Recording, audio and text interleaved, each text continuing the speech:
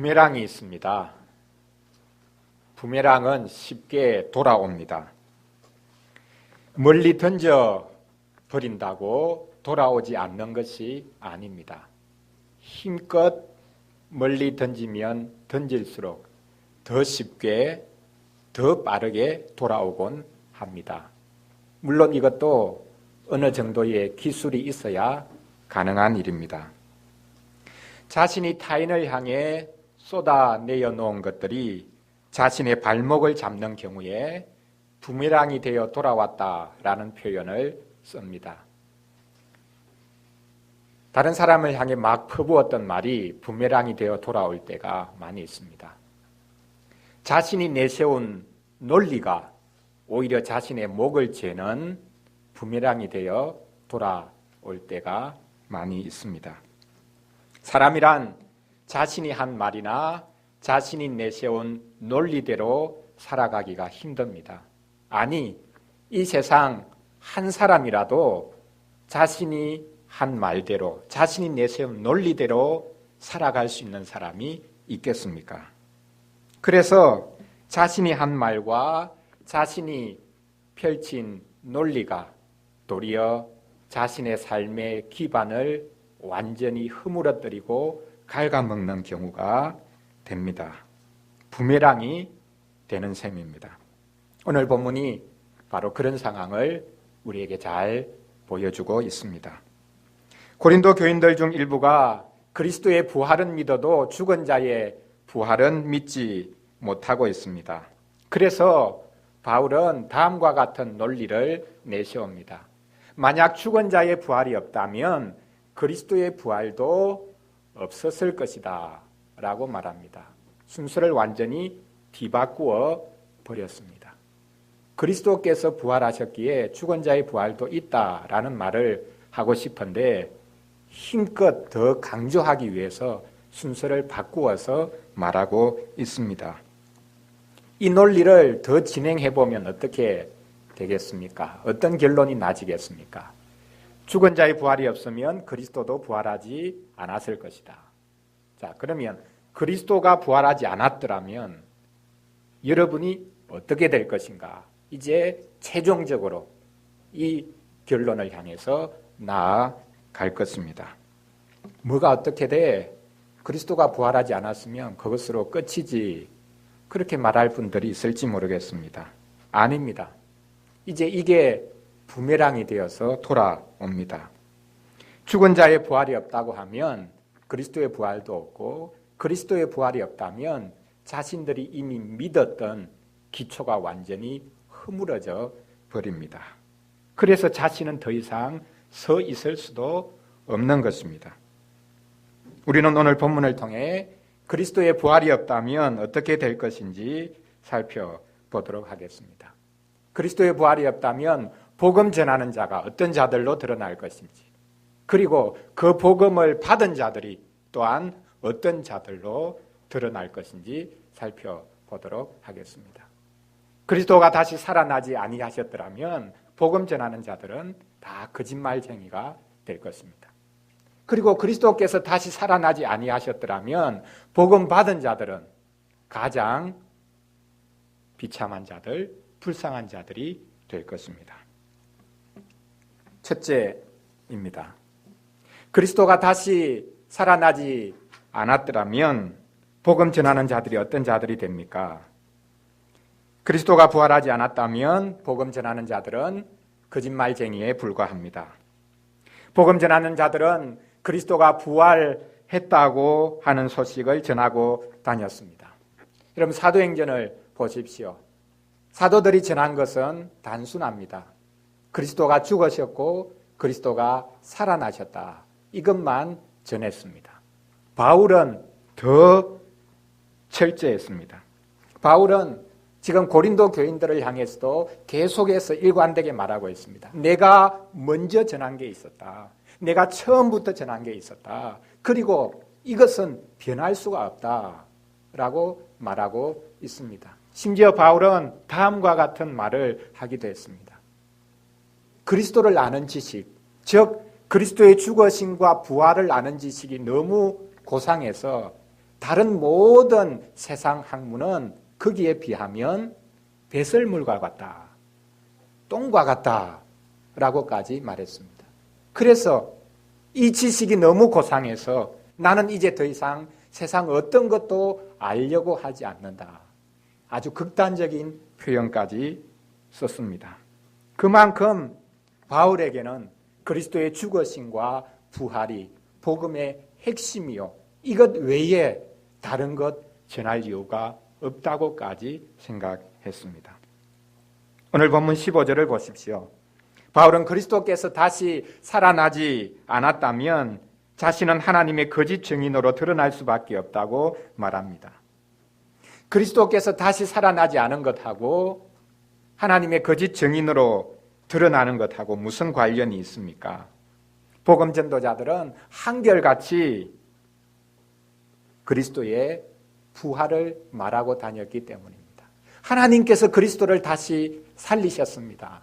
이것이 모든 복음 전도자들이 전한 복음의 핵심입니다.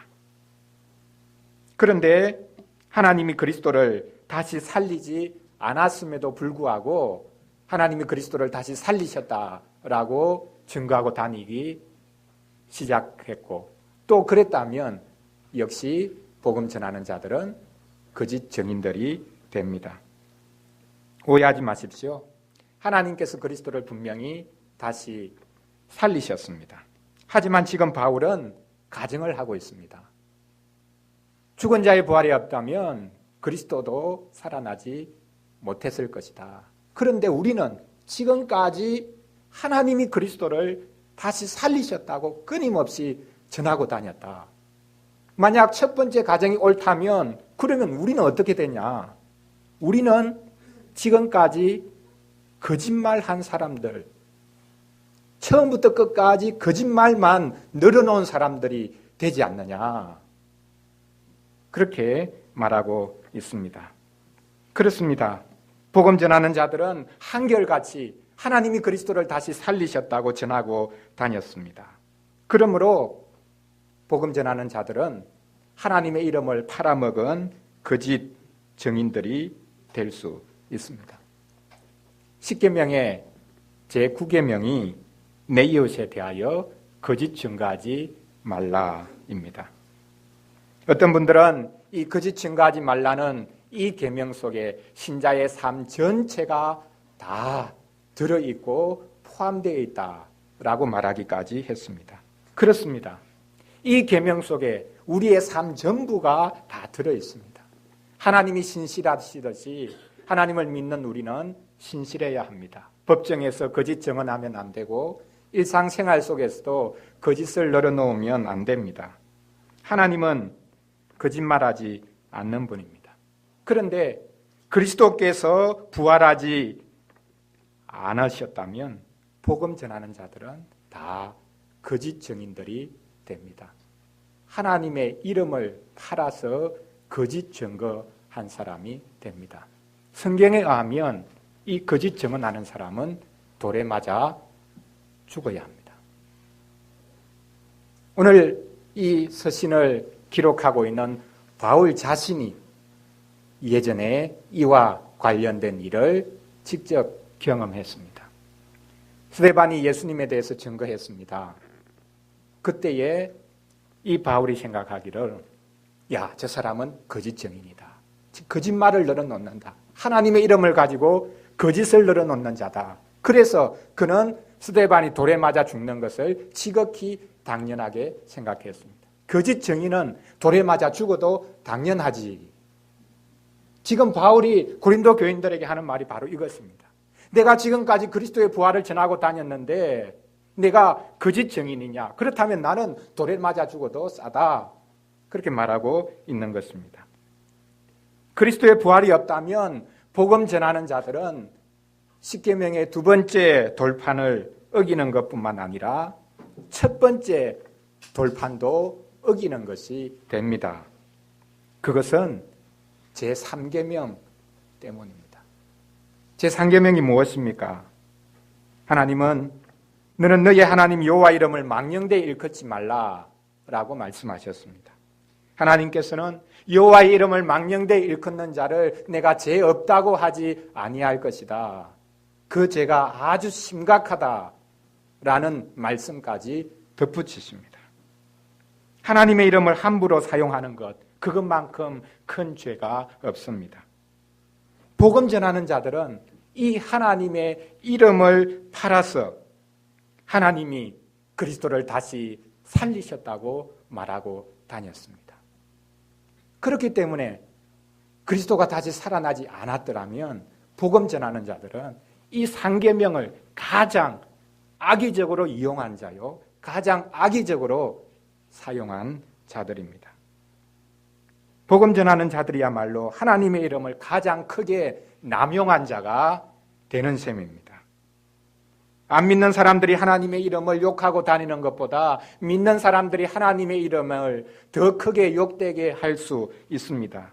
그리스도의 부활이 없다면 복음 전하는 자가 바로 그런 죄악을 저지르는 자가 되는 것이다 라고 말씀합니다.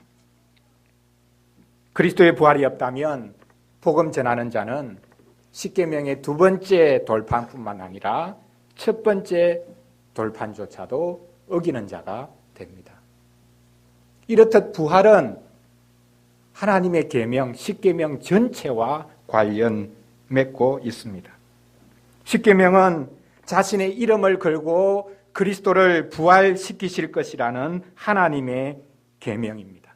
또한 그 계명을 신실하게 지키신 하나님을 증거하고 있습니다.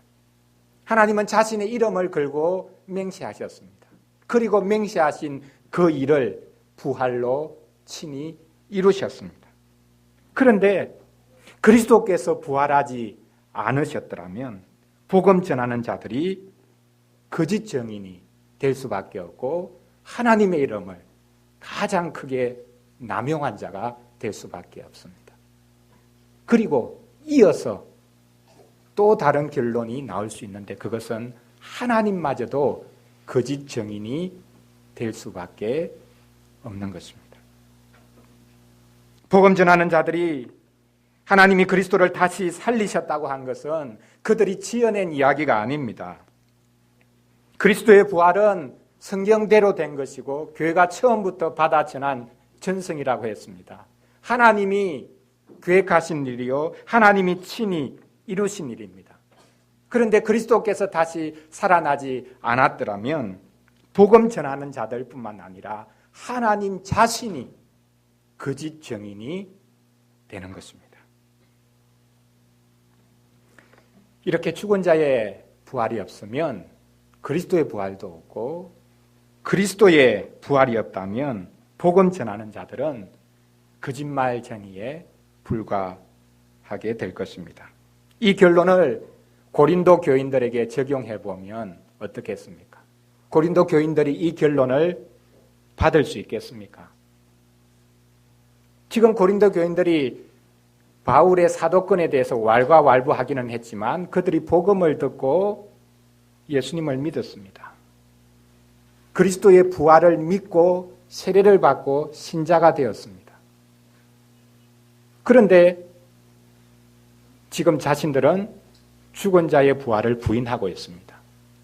그것은 자연스럽게 그리스도가 다시 살아나지 않은 결과가 될 수밖에 없습니다. 그렇다면 그것이 자신들에게는 어떤 일이 되는 것입니까? 자신들의 기반, 자신들의 믿음, 그 모든 것이 완전히 허물어지는 것입니다. 이것을 이 결론을 이들이 받을 수 있겠습니까? 죽은 자의 부활이 없다는 자신들의 논리가 결국에는 자신들이 서 있는 믿음의 기초, 자신들의 삶의 기반 자체를 완전히 갉아먹어버린다라는 사실이 드러나는 것입니다. 둘째입니다. 그리스도가 다시 살아나지 않았더라면 복음을 받은 자들이 어떻게 될 것인가 라는 것입니다. 자연스럽게 이어지는 논의일 수밖에 없습니다. 17절을 보십시오. 바울은 여기서 아주 강력한 표현을 씁니다. 그리스도께서 다시 살아나신 일이 없으면 너희의 믿음도 헛되고 너희가 여전히 죄 가운데 있을 것이다. 사도는 그리스도께서 다시 살아나신 일이 없다면 너희의 믿음이 헛되다고 말합니다. 여기서 말하는 헛되다는 표현은 아주 강한 표현입니다. 사도는 14절에서도 이미 2번이나 이 헛되다는 표현을 사용했습니다. 그리스도께서 다시 살아나지 않았더라면 우리가 전파하는 것이 헛되고 너희의 믿음도 헛되다라고 이미 말했습니다. 그런데 여기 17절에서 헛되다라고 하는 표현은 14절의 단어와 다릅니다. 이 17절에 헛되다는 이 단어는 내용이 없다는 뜻을 넘어서 아무런 효력도 아무런 결과도 없는 것을 가리킵니다. 철저하게 무력화되는 상황을 가리킵니다. 죽은 자의 부활을 믿지 못하면 우리의 믿음 자체가 무용지물이 된다는 것입니다. 도대체 뭘 믿었냐?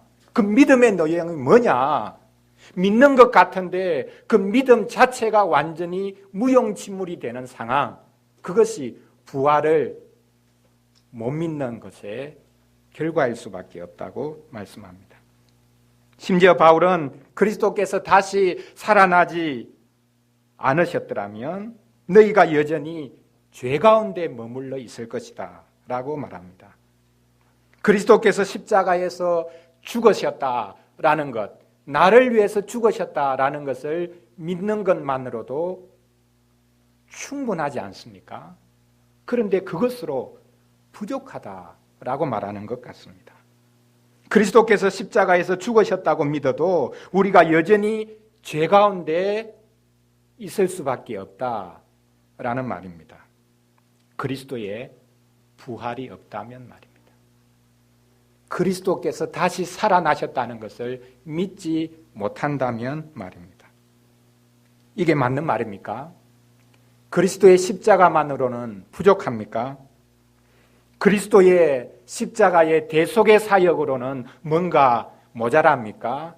그래서 부활이라는 것이 더 첨가되어야, 보충되어야 우리의 구원이 완성된다는 말입니까?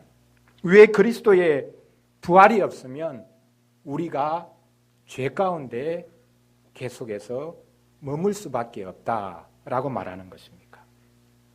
여기서 교리가 나옵니다. 로마서 4장 25절에서 사도 바울은 다음과 같이 말씀합니다.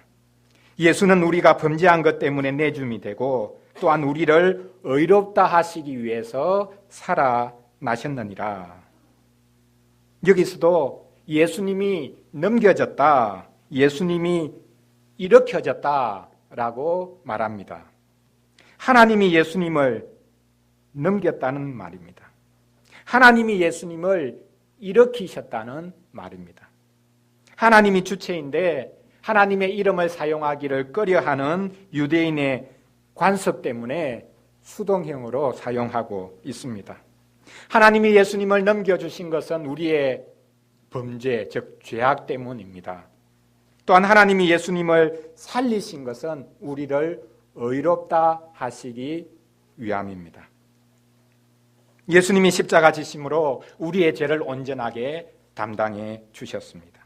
하지만 우리의 죄를 십자가로 온전히 담당해 주셨지만 그리스도께서 다시 살아나지 아니하셨더라면 우리는 의를 힘입을 수 없습니다. 죄를 벗는 것하고 의를 입는 것하고는 구분해야 하는 것입니다. 죄를 담당한 것과 우리에게 의를 입혀주시는 것은 다른 문제입니다. 그러므로 그리스도의 부활이 없다면 그리스도의 죽음조차도 우리에게는 헛된 것이 됩니다. 이런 상황은 엠마오로 내려가는 제자들의 모습에 비유할 수 있습니다. 예수님이 십자가에 달려 돌아가셨습니다. 근데 3일 만에 부활하셨죠. 부활에 대한 소문이 퍼져가기 시작합니다.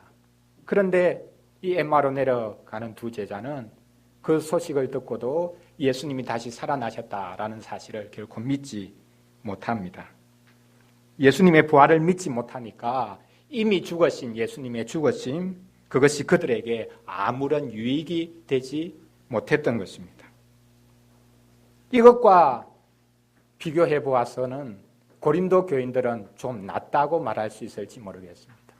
그들은 복음을 통해 그리스도의 부활을 믿었기 때문입니다. 그런데 그리스도의 부활을 믿으면서도 죽은 자의 부활, 즉 미래에 있을 자신들의 몸의 부활은 믿지 못했으니 그리스도의 부활을 부인한 것과 다를 바가 없었습니다. 그러므로 그들은 엠마오로 내려가던 제자들과 마찬가지로 의로움을 입지 못하고 여전히 자신들의 죄악 가운데 머물러 있는 것과 마찬가지였습니다. 고린도 교인들이 이런 결론을 받을 수 있겠습니까? 너무 논리가 비약적이다라고 그들이 반응했을지 모르겠습니다. 비약이 심하네요. 우리는 그리스도의 부활을 믿어요. 단지 죽은 자의 부활, 그것을 믿지 못할 뿐이에요. 그런데 우리가 여전히 죄 가운데 있다고요? 그게 말이 됩니까? 그리스도의 부활을 믿는데 뭐가 문제입니까? 여기에 뭐가 더 필요하다는 말입니까? 아마 이런 반응을 했을지 모르겠습니다.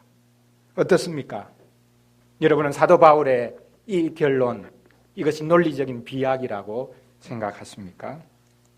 바울은 물러서지 않고 한 걸음 더 나아갑니다. 바울은 끝까지 밀어붙입니다. 그리스도께서 다시 살아나신 일이 없다면 죽은 자들이 어떻게 되겠느냐? 그것 한번 생각해 보라는 것입니다. 여기서 죽은 자들은 일반적으로 죽은 자들이 아니라 주 안에서, 그리스도 안에서 잠자는 자들입니다. 쉽게 말하면 예수 그리스도를 믿고 죽은 자들입니다.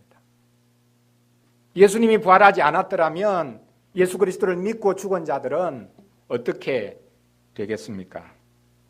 그들은 망했다라고 사도 바울이 표현하고 있습니다. 망했다는 표현이 참 적절합니다. 여기 망했다는 말은 전적인 상실을 가리키는 말입니다. 바울은 본서신 고린도 전서가 시작되면서부터 이 단어 망했다, 멸망했다라는 표현을 이미 사용한 바가 있습니다. 고린도 전서 1장 18절 말씀입니다. 십자가의 도가 멸망하는 자들에게는, 망하는 자들에게는 미련한 것이요 구원을 받는 우리에게는 하나님의 능력이라. 여기서 이미 망했다, 망하는 자들이라는 표현이 등장합니다. 바울은 처음부터 멸망하는 자들과 구원 얻는 자들을 명확하게 구분하고 대조시키고 있습니다. 멸망하는 자들은 그리스도의 십자가가 걸림돌입니다. 무식한 것으로 보이고 그것은 수치스러운 것으로 보일 뿐입니다. 그러나 구원 얻는 자들에게는 십자가가 그치는 것이 아니라, 걸림돌이 아니라 하나님의 능력이라는 사실을 압니다. 사도는 이렇게 십자가와 관련해서 표현한 망한다는 이 표현을 고린도전서가 마무리되는 마지막 시점에서 부활과 관련해서 다시 한 번 더 사용합니다. 그리스도께서 다시 살아나지 않았더라면 그리스도를 믿고 죽은 자들은 그냥 죽은 자들이 아니라 망한 자들이다 라는 것입니다. 십자가와 부활이 망하느냐, 그렇지 않으면 참된 구원을 얻고 생명에 이르느냐라는 유일한 기준이 된다는 말입니다. 십자가와 부활을 믿지 않는 것이야말로 망하는 것입니다. 살아서도 망하는 것이요, 죽어서도 망하는 것입니다. 이제 바울이 최종 결론을 내립니다. 그냥 무미건조한 결론이 아니라 삶의 모든 부분에 영향력을 미치는 구체적인 결론을 내립니다. 19절이 바로 그 최종 결론입니다. 만일 그리스도 안에서 우리가 바라는 것이 다만 이 세상의 삶뿐이라면 모든 사람 가운데 우리는 더욱 불쌍한 자일 것이다. 여기서 바울이 힘주어 강조하고 있습니다. 여러분이 그리스도 안에서 기대하는 것이 과연 이 세상의 삶뿐입니까? 그렇다면 우리는 이 세상에서 가장 크게 동정을 받아야 하는 자들이 될 것입니다.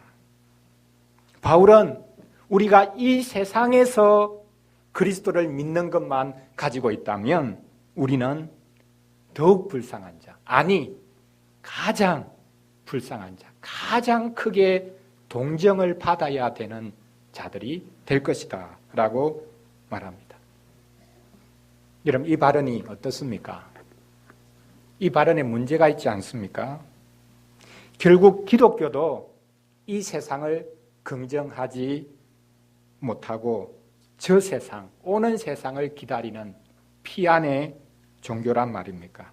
그렇다면 기독교가 불교와 다를 바가 뭐 있겠습니까? 불교는 전생을 믿고 후생도 믿습니다. 윤회를 믿기 때문에 이 세상에서 다 이루지 못한 것은 다음 세상에서 이룰 수 있다고 생각합니다. 이 세상에서 잘못 살면 다음 세상에서 짐승으로 태어날 수도 있습니다. 그렇게 짐승으로 태어나서 포사를 잘하면 그 다음 세상에서 아주 위대한 사람으로 태어날 수 있다고 믿습니다. 이게 잘못된 믿음이 아닙니까? 그런데 기독교도 똑같이 생각하지는 않습니까? 이 세상살이가 지긋지긋하니까 오는 세상을, 저 세상을 기대하는 것 아닙니까? 이 세상에서 성공할 가능성이 없으니까 오는 세상에서 내가 복을 누릴 것이다. 그렇게 믿는 것이 기독교인의 믿음이 아닙니까? 불교에서와 같이 도피처로서가 아니라 안식처로서의 저 세상, 그 세상이 있습니다. 막연한 희망을 투영한 장소가 아니라 소망으로서의 장소, 천국이 있습니다. 소망으로서의 죽은 자의 부활이 있습니다.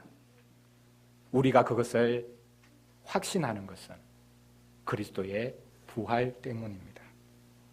우리의 몸이 부활할 때, 그때가 비록 멀리 있는 때라고 할지라도 이 세상이 완성되는 때임을 우리는 압니다. 정신적으로 부활하는 것이 전부가 아닙니다. 이 세상에서 믿고 열심히 살다가 죽는 것, 그것이 전부가 아닙니다. 우리의 몸조차 변화되어서 영광스러운 몸이 될 것을 기대하는 것, 그것이 그리스도의 부활 속에 이미 다 포함되어 있는 내용입니다. 그것이 우리는 또한 하늘나라요 천국임을 압니다. 다른 모든 종교들에서는 부활이 있냐 부활이 없냐라는 것들이 문제가 되지 않습니다. 자신들의 심신을 수련하는 것으로 만족하고 거기에 조금 더 나은 어떤 것이 있다면 그것으로 족합니다. 그러나 기독교는 다릅니다. 기독교는 철저하게 부활에 관한 교리 위에 서 있습니다. 아니, 부활하신 한 분 위에 서 있습니다. 기독교는 온통 부활한 분이 하신 일에 매여 있습니다. 그리스도의 부활에 모든 것이 다 매여 있습니다. 확인도 할 수 없는 부활을 가지고 왜 그렇게 거창한 의미를 부여하냐, 그렇게 말하면 안 됩니다. 그리스도의 부활에 의해 기독교가 서든지 아니면 넘어지든지 할 것입니다. 사랑하는 성도 여러분, 죽은 자의 부활, 즉 장차 있을 몸의 부활을 믿지 못하면 심각한 결론에 이를 수밖에 없습니다. 장차 있을 여러분의 몸의 부활을 믿지 못하면 그리스도도 부활하지 않은 것과 다를 바가 없습니다. 그리스도가 부활하지 않았다면 기독교인의 삶 자체가 무너집니다. 기독교인들은 허공의 집을 지으려고 하는 자들이 되는 것입니다. 그리스도가 부활하지 아는 것이라면 복음 전하는 자도 또 복음 받은 자도 쓸데없는 일을 한 것입니다. 한 사람을 속일 수는 있습니다. 영원히 말입니다. 모든 사람을 속일 수는 있습니다. 잠시는 말입니다. 그러나 모든 사람을 영원히 속일 수는 없습니다. 하지만 그리스도께서 부활하지 않았더라면 기독교는 희대의 사기극이요. 기독교인들은 희대의 사기극에 노란한 사람들에 불과할 것입니다. 제가 어린이를 위한 질문 3번 문장을 재미있게 구성해 보았는데요. 여기 가로에 뭐가 들어갈지 한번 넣어보시기를 바랍니다. 그리스도가 부활하지 않았다면 복음 전하는 자는 어떤 사람이 되는 것이고 복음을 받은 자들은 조만간 뭘 당할 것이다. 뭐가 들어가겠습니까? 복음 전하는 자는 거짓말장이지요. 근데 그걸 줄여서 저는 뻥이다. 뻥쟁이가 되는 것이다. 그렇게 표현을 해보았습니다. 그러면 그리스도께서 부활하지 않았더라면 그것에 속아서 복음 받은 자들은 조만간 어떻게 되겠습니까? 뻥과 같은 한 단어인데요. 팽입니다. 팽.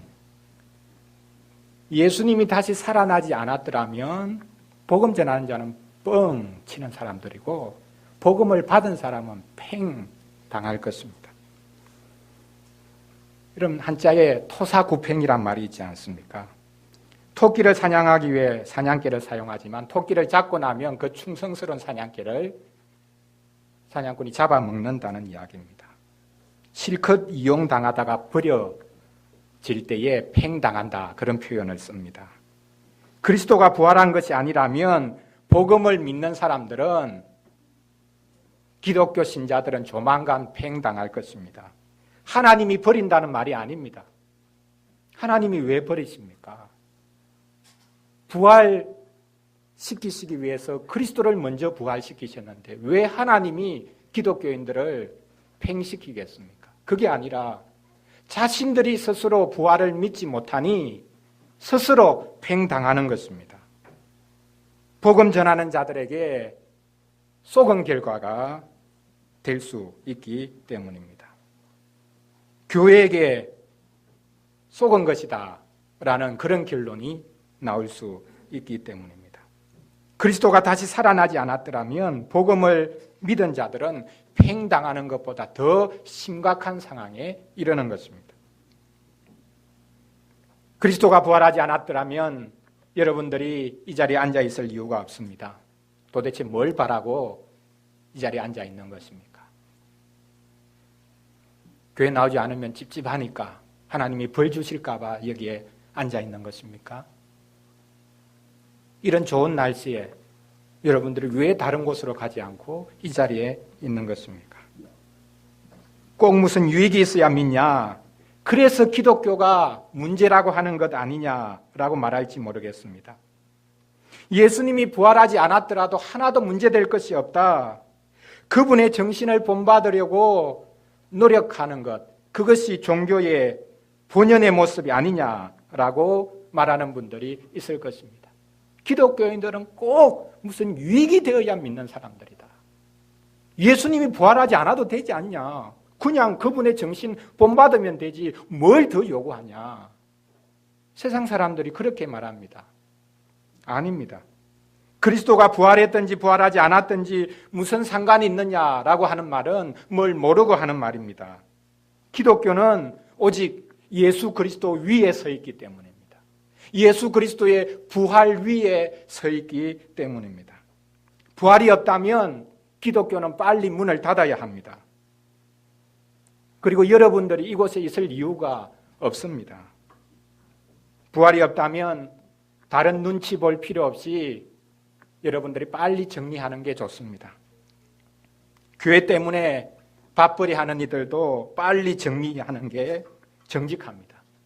사람들에게 헛된 희망을 심어주는 것만큼 큰 죄악이 없기 때문입니다. 부활을 믿는 것, 그것이 도대체 무슨 대단한 유익을 주고 능력을 주는 것이냐, 그렇게 물으실 분들이 있을 것입니다. 부활을 믿는 것보다는 차라리 산속에 들어가서 치열하게 수도하는 것이 낫지 않냐라고 말하는 분들도 있습니다. 그렇습니다. 치열하게 수도하는 사람들에게는 기독교는 논팽이들의 종교로 비칠 따름입니다. 기독교인들은 공짜 좋아하고 그냥 그저 구원받는다고 하는 것, 그저 먹으려고 하는 사람들로 보일 것입니다. 하지만 우리는 부활을 믿기에 우리는 누구보다 더 치열하게 우리의 몸까지 잘 가꾸어 가야 합니다. 이웃을 위해 자신의 몸을 온전히 내어주는 삶이야말로 부활을 믿는 기독교인들의 몫입니다. 부활을 믿는 신자는 자신의 몸으로 평생 하나님과 이웃을 섬깁니다. 말로만 희생을 때우는 것이 아니라, 말로만 희생을 주어 섬기는 것이 아니라, 부활을 믿는 신자는 손해보고 또한 비천해지는 삶을 통해, 고통당하고 낮아지는 몸을 통해 부활을 증거합니다. 그리스도는 십자가를 통해 부활로 나아가셨지만 이제 신자는 부활을 출발점으로 삼아 모든 고난의 자리로 나아갑니다. 신자는 바로 그 고난의 자리가 우리가 매일 부활하는 자리임을 압니다. 이번 한 주간도 여러분을 계속해서 부활시켜 주시는 성령님의 능력에 힘입어 어떤 분이 표현했듯이 지겨운 밥벌이 또한 힘겨운 몸 생활을 잘해 가시기를 간절히 바랍니다. 기도하겠습니다. 하나님 아버지, 죽은 자의 부활을 작정하시고 그리스도를 먼저 부활시키심을 감사합니다. 우리가 그리스도께 속해서 이미 살아났음을 믿게 해주시니 감사합니다. 저희들은 세상 모든 종교처럼 이 세상에서 좀 더 나은 삶을 살고 다음 생에서 뭔가 좀 더 나은 모습으로 태어나는 것을 기대하는 것이 아닙니다. 그리스도의 부활을 믿기에 이 세상에서 살아난 자들로 몸을 제대로 놀리고 또한 오는 세상에서 그리스도의 영광스러운 몸처럼 변화된 몸의 영광을 소망합니다. 죽은 자의 부활을 믿지 못하면 그리스도의 부활도 없는 것과 같은 것이 되고 저희들의 현재의 삶, 저희들의 믿음도 아무런 의미가 없다고 했사오니 그리스도의 부활을 출발점으로 삼아 모든 고난의 자리 가운데서 부활의 능력을 경험하는 주의 백성들이 되게 도와주옵소서. 날마다 죽고 날마다 사는 부활의 사람으로 불러주심을 감사드리며 부활하신 우리 주 예수 그리스도 이름으로 기도합니다. 아멘.